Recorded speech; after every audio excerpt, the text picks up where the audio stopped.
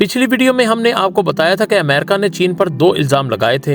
एक कि उसके F-35 लड़ाका तैयारे में दुश्मन को चकमा देने की सलाहियत मौजूद है, चीन ने उसको साइबर सिस्टम के जरिए दस्तावेजात चुराई। और दूसरा इल्जाम ये था कि अमेरिका ने बरतानिया को लड़ाका तैयारे बेचे और वो लड़ाका तैयारा पैसिफिक ओशन में गिरकर तबाह हो गया और चीन ने उसका मलबा अमेरिका से पहले ढूंढ लिया।